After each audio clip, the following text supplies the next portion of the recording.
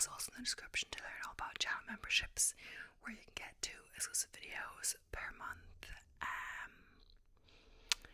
exclusive badges depending on how long you've been a member, exclusive emojis, and a shout out at the end of every video. If you want to support me in a different way that's not memberships, you can also click the Buy Me a Coffee link, and that is in the description as well. So yeah, we're getting close to 1,000. It's creeping up, nearing the end of the 900s. And yeah, for subscribers, so yeah, it means the world if you subscribe, watch my videos, like, comment, etc. So yeah, I'm looking at what I look for my app. It looks a bit like blurry or whatever the word is. Hopefully it's fine. Hopefully it's light outside. It's a bit of a stormy-ish kind of day, rainy, dark, just kind of a dark day, and sometimes it comes in the light and how I edit. So hopefully that's fine, because I always have a different background. It's just because I don't have a really good background to just film. That's why I always do the green screen then with the blue sheet behind me. But if it's a dark day, sometimes it's harder to do it, or if it's too dark, it's like impossible, because then it will, you can't distinguish the darks in the background to the darks on me or the darks in my hair. So then you can't do the background. The background is coming through your hair and it looks bad, whatever. So that's why sometimes there's a variance in how the screen looks, etc. Also, just as I've done more of these videos, I learned a few different tricks to help out when it does not like optimal conditions, but sometimes it's bad or it's too late that I filmed that you can't really do anything about it. But it's good because it's getting darker later again. But yeah, I just try not to film too close to when it gets dark anyway, because even though if I can see outside fine, it's still darker in the video earlier than that. So yeah, I'm just as well drinking my little smoothie at the same time. I say little, it's not that little. It's kind of my breakfast / I don't have breakfast that much, as I mentioned, but on rest days sometimes I have breakfast, and I have breakfast or a snack. Sometimes I like to do the filming in the morning, just kind of get it over with. Second, if I do my workout and whatever, and then I have to eat first, all of this, because it used to get dark so early, it was starting to get dark before I had my 2 videos filmed or whatever. So I like to do them first before my workout, and I get, sidetracked by all of that. So yeah, that's why I do have something to eat first, because then I'll be quite a few hours up on an empty stomach. So in today's one, I actually have, it's more kind of like a milkshake or a vegan milkshake kind of thing. There's some cashews in there, a banana that I did put in the freezer, but it wasn't frozen at all because I just put it in like an hour earlier or less or something. Some oat milk, and I put some ice because for the frozen banana I kind of wanted a bit of a cold element, so I put some ice in the blender and also in the cup or the glass. I put some maca powder and some cinnamon, and yeah, it's kind of just, I saw a recipe, it wasn't exactly following that, but that gave me the idea to put maca. And oh yeah, my coffee as well, that's why it's brown. I put a little bit of my coffee in there at the end of my cup of coffee, so that's quite good. Usually I don't put cashew like that in it, but it's good to like fill you up a bit, etc. Get some healthy fats in there as well. I did my longest run ever yesterday. I keep saying this because I get a new longest run ever. So yesterday, proud of myself, I did 16 miles or 25.75 kilometers. That's about 3 hours, just over 3 hours of running straight. Didn't stop except when I was crossing the road, because I've made my route longer now, so I do have to cross like 2 roads or so. One road is like really bad to cross because it's like there's a new traffic light, but they haven't got it working yet, and like you can't whatever, but it's just kind of really hard to cross.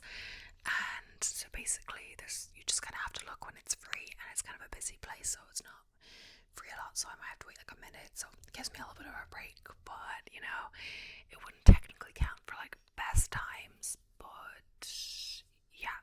So with this run, to keep it brief, I tried to do what my pace would be like if I were to do a 4:30 marathon, 4 hours 30, which which is a bit of a stretch for me. I can do that pace on shorter runs, sure, but on a long run like that, and also they recommend taking plans everything to do your long run in the week at an easy pace, like a mile or mile 30 slower than your marathon pace, which is what I was doing before, or so that's what I was usually doing.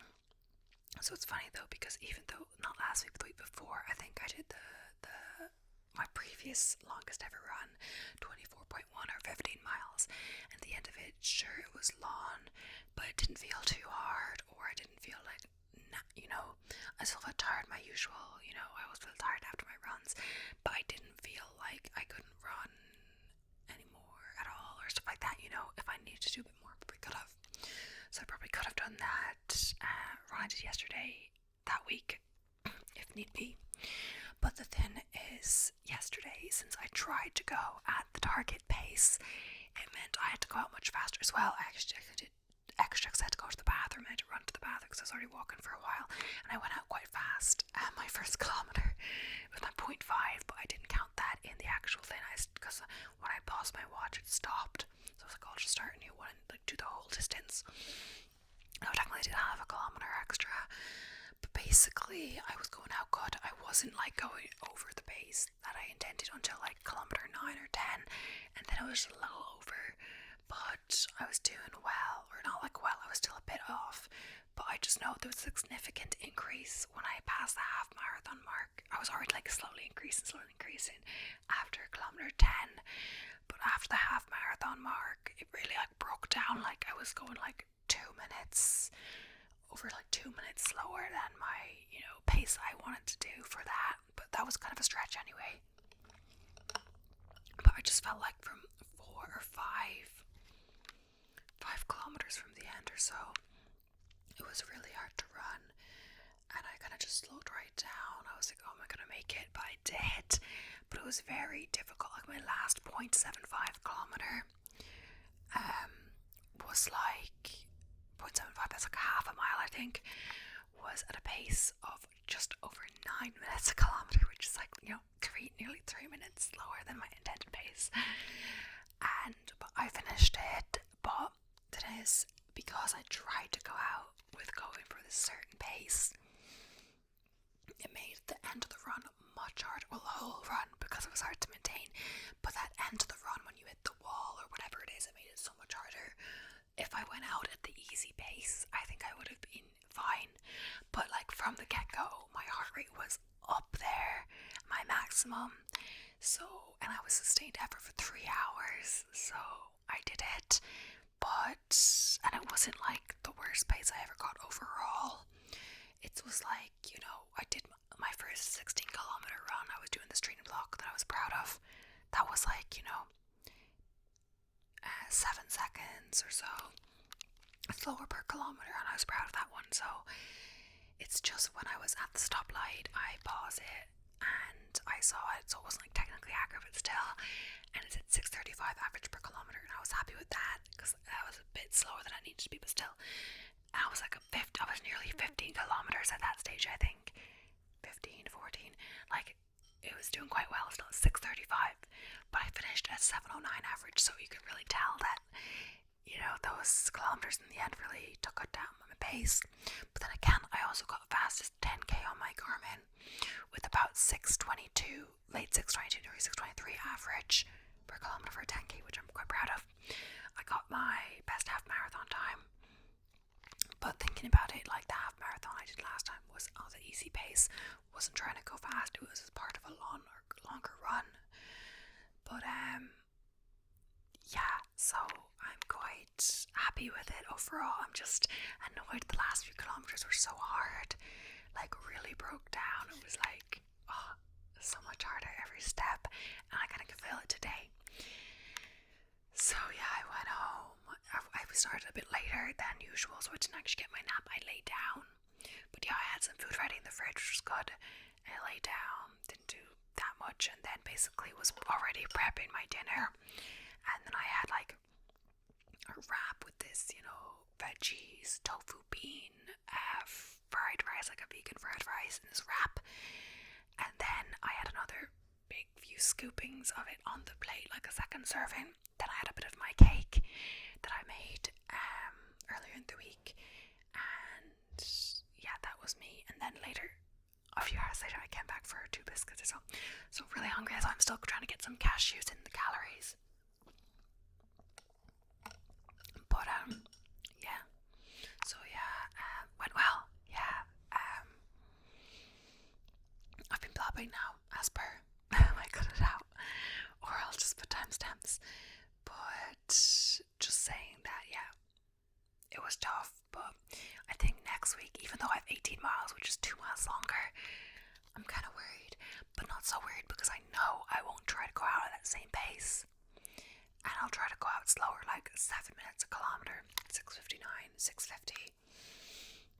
Even at 20 seconds or even 30 seconds slower at the start. If it was 7, it would be 40 seconds slower at the start. I could maybe maintain that, get a better pace overall, but not really about that, just trying to get it finished and feel good at the end. Because at the end, I'd arranged to meet my parents outside where they were having lunch. I was going to walk over after, but because I had to go to the bathroom all of this, I started later. And basically, I couldn't imagine walking another step after I finished. I said when I finished, I finished. So I looked up on my phone exactly where the place was, and I kind of was looking at the map and how many meters I had left on my watch basically matched exactly how far I had to get to this place. So I timed it really well. So I was basically exactly where I needed to be at the end of my run. So it was good timing, and I could just like do my cool down stretches and go onto the car. So it was good. And after that, I had a long bath and I felt much better. And had my food and all of that. So, but yeah, getting on to today's video. I might do a bit longer because I've been rambling. Today we are doing, as you can already tell by the title, like some kind of like strange animals or animals you probably haven't heard of and facts about them.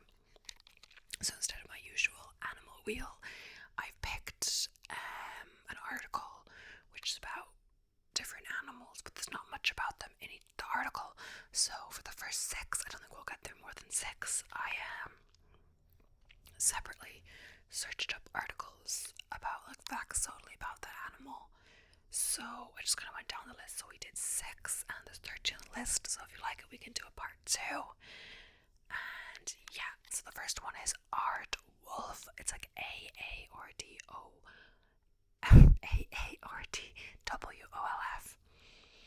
And yeah, I think I'll just read the little description of that and then go on to the specific article. So it says, don't let the name fool you. Aardwolves are related neither to wolves or aardvarks.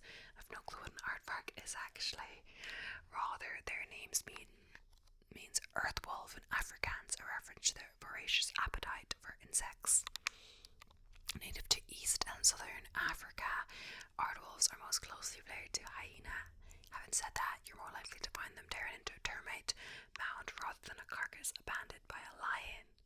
Aardwolves can eat up to 200,000 termites in a sitting, imbuing them with protein and moisture, allowing them to live successfully in some of the driest corners of the planet. It's crazy, it's a lot of termites. So yeah, they do look interesting. So now on the article about just them. So they're related to hyenas. I think we've just been over that. The article is just kind of repeating what I said there's there, but yeah. It's a member of the hyena family. Aardwolf means earthwolf in Afrikaans. Yeah, we've been over that. So aardwolves are also known as civet hyenas for the secretions from their anal glands, and manhar jackals. Their genus name Protellus means complete in front and refers to the fact they have 5 toes on their front paws and 4 toes on their back paws. Their species name Chrysatus means provided with a comb in reference to their manes. They eat mostly termites. Unlike other termite-feeding animals like the antiar and the aardvark, the aardwolf doesn't dig up its prey. It lacks the claws needed for digging. Instead, it laps up termites from the ground using its long, sticky tongue. One aardwolf can consume more than 200,000 termites in a single night.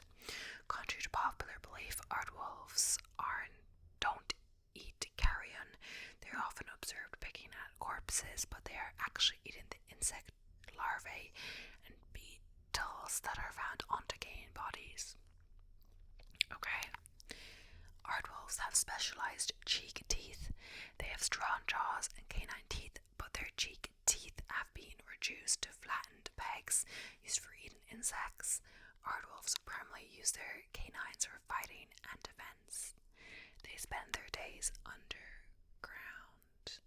Aardwolves are nocturnal and spend their days in underground burrows. They usually use the abandoned dens of aardvarks, porcupines, or spring hares. Aardwolves are territorial. A mating pair of aardwolves has a home range of up to 4 square kilometers. Both sexes mark their territories with secretions from their anal glands. Aardwolves use their manes to appear bigger. If another aardwolf intrudes upon their territory, they'll raise their mane as a warning signal and chase the intruder away. If the intruder is caught, which happens rarely, a fight will occur.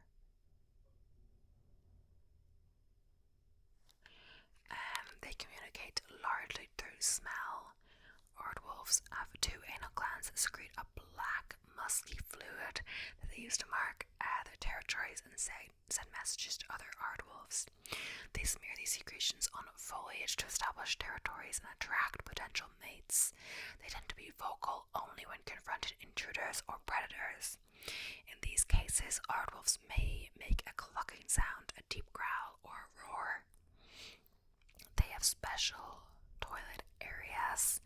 Aardwolves have areas within their territories that they use for urination and defecation called middens. Each time they visit a midden, they dig a hole, do their business, and pile dirt on top to cover it up. Aardwolves are socially monogamous. They form mating pairs and help raise their young together, but males may mate with their females within neighboring territories. Males and females care for their offspring together for about their first year. When pups are small, the male guards the den while the female leaves to forage for food.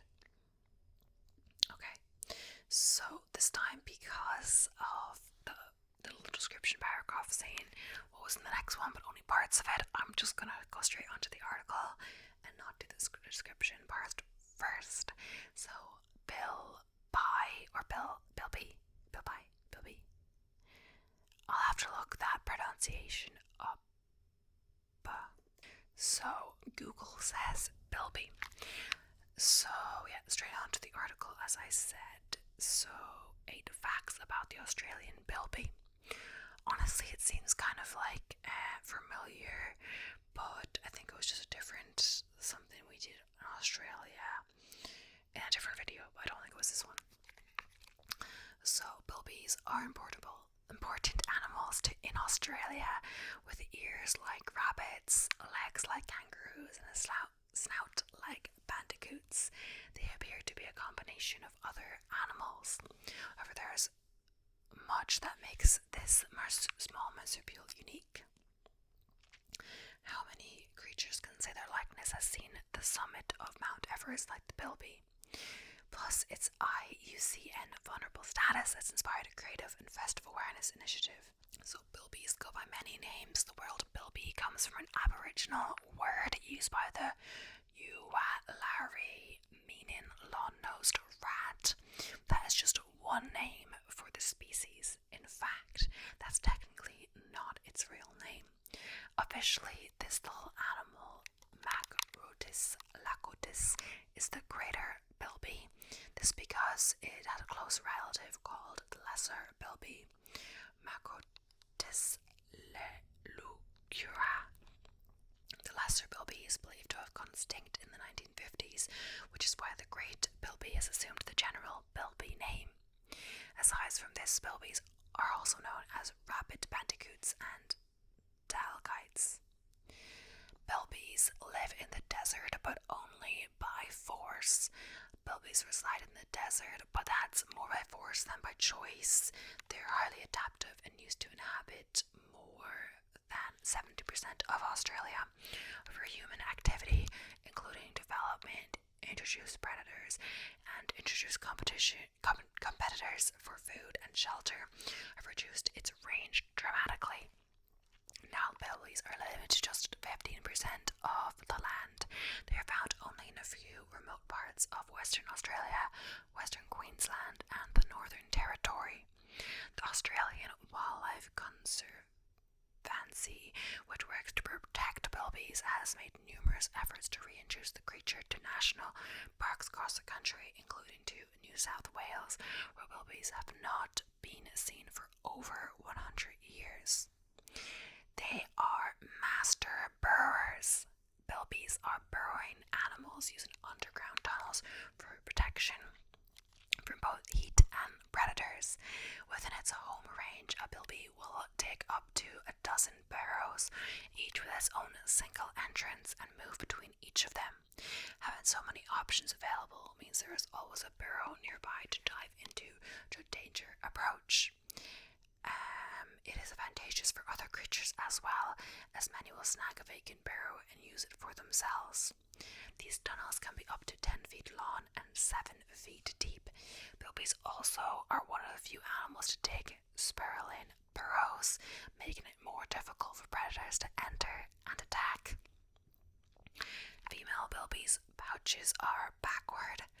Bilbies are marsupials, therefore they follow the same reproductive process as better-known animals like kangaroos and koalas, including the pouch. They start with a gestation period of about 14 days, one of the shortest among mammals.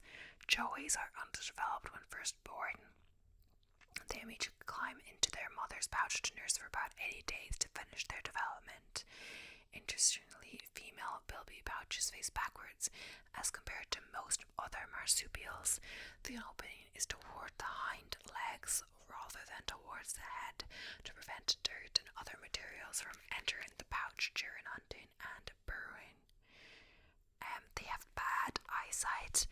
Bilbies have particularly poor eyesight. To compensate, they rely on keen senses of hearing and smell to navigate and hunt. They can even locate prey underground by sniffing it out and listening for it. In addition to having strong senses to make up for it, bilbies are not hindered by their bad vision because they are nocturnal. They typically do not emerge from their burrows until an hour after dusk and return an hour before dawn. Since all is dark when they are active, poor eyes, it doesn't make much of a difference. Bilbies are an Easter symbol. In Australia, there's an effort to swap in the bilby to replace the iconic figure, the Easter Bunny. Feral rabbits run rampant here, devastating the local ecology and contributing majorly to the loss of many species. In response, there's a campaign to take the spotlight away from rabbits for the springtime holiday. When a 9-year-old girl wrote a story about an Easter bilby in 1968 and published it years later, it sparked public interest in the creature. In 1991, the Foundation for Rabbit Free Australia started the Easter Bilby Project to raise awareness for the native animals by using it as the Easter symbol. Operate under the slogan, Bilbies, not bunnies. It even partners with chocolate companies to create chocolate Easter bilbies like the one shown above in this picture of a chocolate Easter bilby. So a toy bilby has been to the top of the world. The bilby may be native to Australia, but it's seen the summit of Mount Everest. Well, a toy bilby has. Mountaineer Tashi Tenzing, grandson to Tenzing Norgay, who was one of the first 2 people ever to reach Everest summit, wrote of his own Everest summits in one of his books, Tenzin and the Sherpas of Everest. He brought a bilby to the top of the world at the request of his Australian son. On the very top of my pack, I had attached a small, fluffy toy bilby, which is highly endangered Australian marsupial. My son had asked me to carry it, and it also symbolized my heartfelt wish to conserve the wild places and creatures of this amazing planet. And they have been around for millions of years. For a long time, the oldest bilby fossil was about 5 million years old. Paleontologists found a 15-million-year-old fossil in 2014. The discovery pushed back the bilbies' date of evolution by millions of years, confirming that bilbies as a species are much older than was first believed. Their ancestor was most likely a ferocious carnivorous bandicoot, which roamed Australia at least years ago. So yeah, when I was doing my animals like wheel video, I can't remember, like I know it was like more facts, not just one fact about each one, but I don't know if I did as many as this, so I'm not sure if I'll get through as many. But yeah, the next one we have pink fairy armadillo facts. So the pink fairy armadillo profile. The pink fairy armadillo, or Pinchia checo, I'm saying it wrong, is a desert shape adapted mammal with a pink bony armor shell that is native to Central Argentina. It inhabits sandy plains, scrubby grasslands, dunes, and spends much of its time underground. It's the tiniest species of armadillo in the world, and use its surrounding not just for habitation, but to hide from many different threats.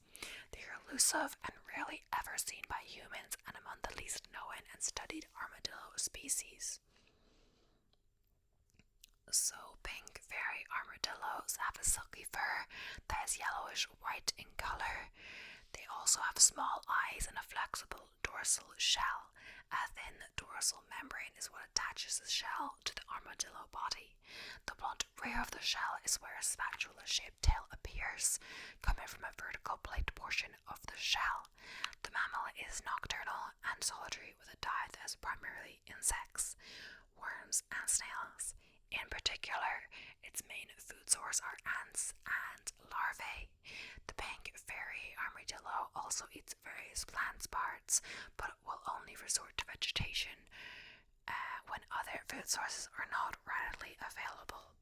The Mendoza region is known for having both warm and cold seasons, along with wet and dry seasons. The temperature ranges are not extreme, which is allowed to the pink fairy armadillo to adapt to them. The average high temperature during the warm season will be near 30 degrees Celsius, with a cold season reaching just 15 degrees Celsius. The average low would just be slightly above freezing. The conservation status of the pink fairy armadillo is uncertain. It's listed as data deficient by the IUCN Red List of Threatened Species. These mammals have experienced a drastic drop in population over the past few decades. Farming activities have generally pointed to as the main factor impacting the pink fairy armadillo population. For predators, including domestic dogs and cats, have also been noticed as contributing to the decline. Field sightings are rare, and individual pink fairy armadillos that have been captured in the wild tend to die within 2 days of being removed from their natural habitat. Only one that was held in captivity lived for more than 4 years. So, moving on to the facts. So, we didn't even get started on the facts, and I've been going for a while. But I'll do a few, probably not them all, depending on how many there are. So, interesting pink fairy armadillo facts. The pink color of their shell is due to a network of blood vessels underneath, which can be seen through the armor. This is what gives it its pale rose or pink appearance. The armored shell contains 24 bands that allow the pink fairy armadillo to curl up into a ball to protect its vulnerable, soft underbelly. Of all the armadillo species, the pink fairy armadillo is the only one whose dorsal shell is totally separate from its body. Scientists believe the pink fairy armadillo shell helps with thermoregulation. Since the blood vessels are so close to the surface, the armadillo can control the amount of surface area is exposed to the environment to gain or lose heat. Just checking how many facts there are. Oh yeah, there's like a good bit, so I'm not going to do them all. The pink fairy armadillo shell can change color. This depended on the environment and thermal regulation of the armadillo.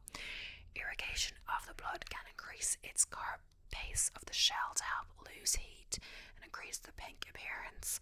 Conversely, it can drain blood from out of the shell to retain body heat, which makes the shell color paler. It's equipped with 2 massive sets of claws on its front and hind legs. They serve as tools to assist with quickly digging burrows in compacted soil. And yeah, just a little video of that. The pink fairy armadillo has earned an unusual nickname, the sand swimmer. was long presumed by biologists they could swim through sand like a fish swimming in a body of water. For that is a myth. The pink fairy armadillo actually digs through sand using their claws. The posterior portion of the shell, known as the butt plate, is flattened so that it can compress dirt behind it as it's digging. It does so to close the burrow behind it and create more open space in front so it can breathe. Marella Superina, a biologist, managed to capture this behavior in a video below, just a video. The claws of the pink fairy armadillo make it hard to walk on hard surfaces because of the size of the digging claws, which are actually large in comparison to the scale of the animal. They make walking on anything other than sand and soft surfaces very difficult. And the 10th and last fact I'll do for this armadillo is pink fairy armadillos are extremely sensitive to changes in environmental conditions, and stress resulting from it can be devastating. As they are classified as subterranean armadillos, any form of environmental change can have an impact on them, including extreme changes in temperature or soil quality. So moving on, the next one is the Chinese water deer. So yeah, there's quite a lot, and it's also in bracket as vampire deer. So native to both Korea and China, water deer have fascinated humans for centuries. There's such an odd collection of quirks that many people do a double take when they first see a picture of these fanned and furry beasts. When you look a little closer, however, you realize there's more to the water deer than their prominent teeth or rounded ears. They're not as scary as they may sound. They live interesting, exciting lives in a semi-endangered species. So, oh yeah, it does look like it has is that something it's eating, or is that actually its fangs? I'm not sure. Let's see on this picture here. Yeah, it is. It's the same picture though. I think it's the fangs. But yeah, what does the water deer look like? So water deers are fuzzy, four-legged creatures that look a lot like regular deer from a distance, but once you adjust the magnification of your binoculars, their differences will become apparent. For starters, they don't have antlers, and neither males or female have them. Their Latin name even translates to without armor. Their bodies are thicker and stockier than normal deer. Water deer can look downright chunky when compared to their cousins. This is more to do with their body structure than their body weight. However, they have powerful hind legs that are longer than their front legs, so their haunches are raised at a higher angle from their shoulders. Last but certainly not least, water deer have prominent front teeth that stick out from their jaws. They are commonly referred to as fangs or tusks, but they're really just extra long canines, and it kind of looks like the deer is eating something. Well, it could be as well eating something in the picture, but I think it's just their fangs or their teeth. What's the difference between Chinese and Korean water deer? There are two subspecies of water deer. The first, Hydropods inermis, lives in China. The second, Hydropods inermis agropos, lives in Korea. There's very little to no difference between the breeds. The Korean water deer might be a little more reddish brown than true brown, and anecdotal evidence suggests they might be a tad smaller. That's about it. Technically, their genetic makeup is the same. This is kind of written they're answering questions, but I'm not sure if they're actually submitted or they've just thought of the questions, because one of them is, are they real? And yes, they are real. The other one is, can water deer run? Yes and no. Water deer can move very fast across land, but it isn't true running. It's more like a rapid hopping that's powered by their back legs. Can water deer swim? Water deer love the water, and they can swim for several miles before getting tired. This is one of the reasons why they're spread to various Korean and Chinese islands. They have no problem crossing watery borders. Are water deer found outside of Asia? While they're native to Asia, water deer have also taken up residence in France, Argentina, England, and parts of the US. They were first imported to Great Britain in the 1870s, and between escapes, transfers, and breeding programs, they managed to populate different areas overnight. Are water deers aggressive? While not hostile to humans, water deer can get violent towards other members of their species. Males are highly territorial and have a number of ways of marking their territory. They'll scent mark a claimed area with a combination of urine and feces. They'll also dig trenches and rub their heads all over trees, branches, and logs to spread their scent around. Some will even bite off rays and branches to visually mark their turf.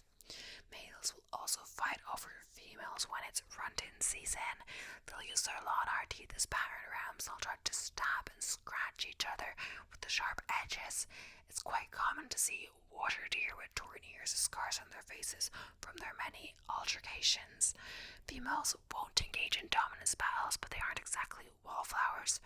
Before and after giving birth, they'll chase other females out of their territory to ensure the safe delivery of their fawns. You don't want to mess with a mama. That's what it says. It says, are there any fighting rituals among male deer? It says yes. When two males are engaged in a dominance battle, they'll approach each other in a slow, stiff way before turning to walk in parallel lines as they assess each other. One male might decide the fight's worth it and he'll turn and flee, while the other chases him with high-pitched clicking noises. If they decide to go ahead with the fight, that's when the fangs come out and ears get torn. The good news is that fights are rarely fatal. One male will eventually submit to the other by laying his head and neck flat on the ground, and the winner will allow him to leave without hurting him any further. Why is the water deer called a vampire deer? You might see the nickname vampire deer for water deer, and the reason exactly what you think. They're long, pointed canines. On a relaxed water deer, these teeth aren't any cause for alarm. They slope downwards with their sharp points facing the ground. On a threatened or territorial water deer, however, you'll see them pull back their lips and thrust their teeth out as a sort of double-pronged weapon. It can be intimidating sight from such a cuddly face. And finally, why do water deer have tusks? There are more, but that's the last one I'm saying in this video of water deer. Then I'm going on to the next one. This is a great question. The simple answer is that we don't know. Water deer are herbivores, so they don't need their pointed fangs for ripping through prey, and they prefer to flee from predators rather than facing them head on. So tusks aren't a defensive weapon. They're really only used for dominance battles between males. So now the lowland streaked tenrac.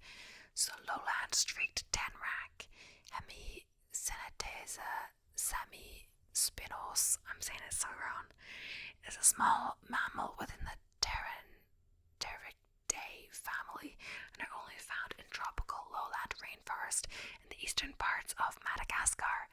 Tenracs are odd-looking visual creatures that look like a cross between a shrew and a hedgehog having a bad hair day. It's funny. The lowland streaked tenrac has a long snout and limbs and a vestigial tail. The hair or fur is black with yellow stripes that runs down the side of the body and a yellowish band running from the ground to the tip of the snout. It is a messy assemblage of quills which are barbed and detachable. The head and body are 4.8 to 6.5, 12 inches and 12.2 to 16.5 centimeters in length. The weight is about 7 ounces or 200 grams. The streaked tenrac is active during the day and night, feeding primarily upon earthworms but also on insects. During the winter, May to October, tenracs can drop their body temperature to nearly that of the surrounding to conserve energy, but in the coldest weather they must hibernate. Their breeding season is from October to December, although dependent upon local food supply and temperature, they may also mate at other times of the year. The gestation period lasts 58 days. The average size of litter is 6 young. The young are weaned at 18 to 25 days. Females males are reproductively active at a young age, sometimes breeding at just 5 weeks. So the lowland streaked tenrec lives in long, shallow burrows, usually in family groups of about 10-20 individuals. The streaked tenrec communicate with others by a method known as stridulation, the act of producing a sound by rubbing together certain body parts. In this case, the body parts are specialized quills on the middle of their backs, which they vibrate to create a low-pitched noise. The lowland streaked tenrec is the only known mammal to have the ability to do this. It is a method more commonly associated with insects and snakes. So yeah, that is the end of that. I'm just gonna have a sip of water. So the last animal we have for this video is a star-nosed mole, or Candylura cristata. What do they look like? So star-nosed moles are one of the most distinctive types of mammal. Their noses are hairless and fringed by a unique star of 22 pink fleshy tentacles. The star has 11 appendages per side that vary in length from 1 to 4 millimeters. The species ranges from 175 to 205 millimeters in total length and weighs between 35 and 75 grams. Like other moles, it's a stout, roughly cylindrical body with heavy built forelimbs, broad feet, and large claws. Its hair short, dense, and coarse than that of other moles. The pelage is dark brown to black on the back and lighter brown underneath. During winter, the tail swells 3 to 4 times its normal diameter. So, where do they live? They are native to eastern North America. The species ranges further north than other New World tablets, reaching about 55 degrees north latitude in Quebec and Newfoundland. The range extends from the Atlantic Ocean west to Manitoba and North Dakota and south to Ohio and Virginia. Candylura cristata is also found along the Atlantic coast, south to Georgia, as well as throughout the Appalachian Mountains. And what kind of habitat do they need? So this is not more facts, it's kind of just like a description. It's kind of what I could find when I looked up. So yeah, star-nosed moles are found in a variety of habitats with moist soil.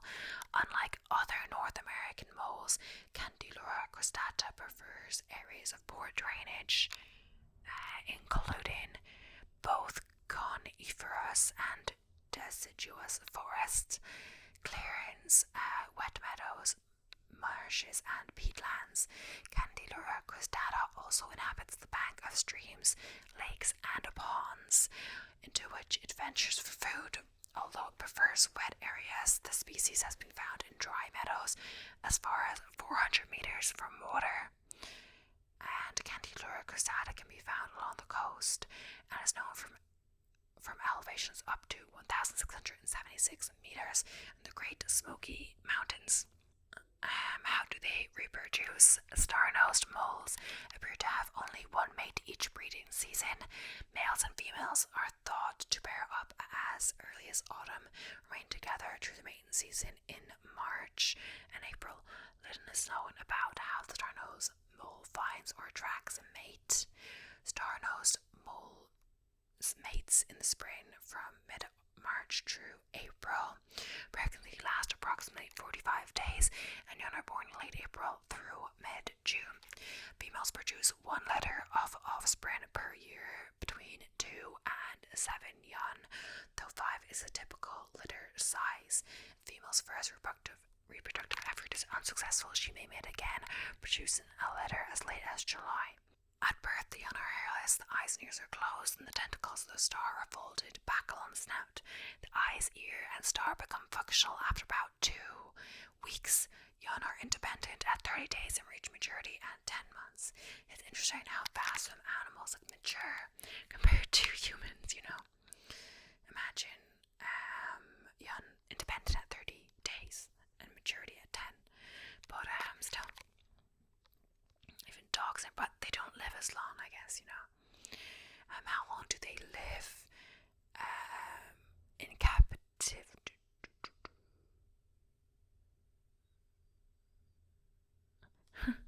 It says, since a female's reproductive effort is limited to only 1 litter per year, it is speculated that sea crostata may have a relatively long lifespan for a mammal of its size, perhaps 3 to 4 years, which doesn't seem long at all. So you can kind of see how they reach maturity so quickly, because if it was any later, you know, they wouldn't live to be able to reproduce and there wouldn't be any more of them.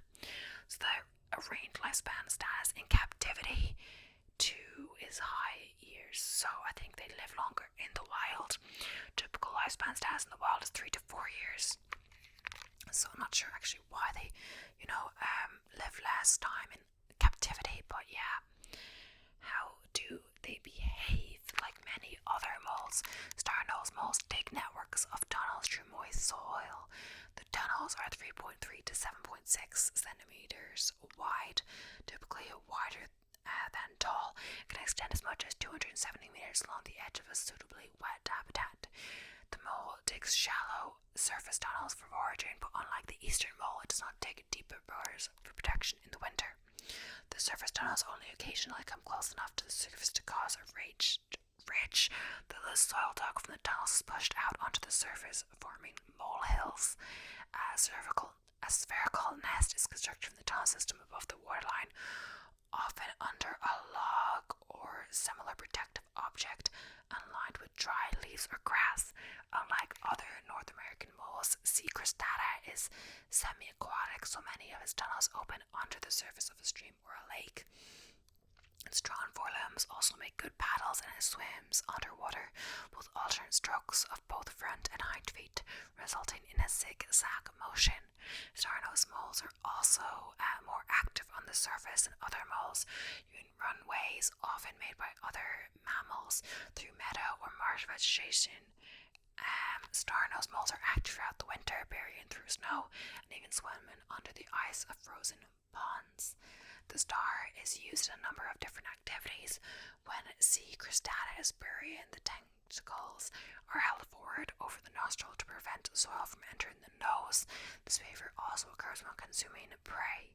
During normal foraging activity, the tentacles are constantly being used to feel the most surroundings, moving so rapidly that they appear as a blur of motion, touching as many as 12 objects per second.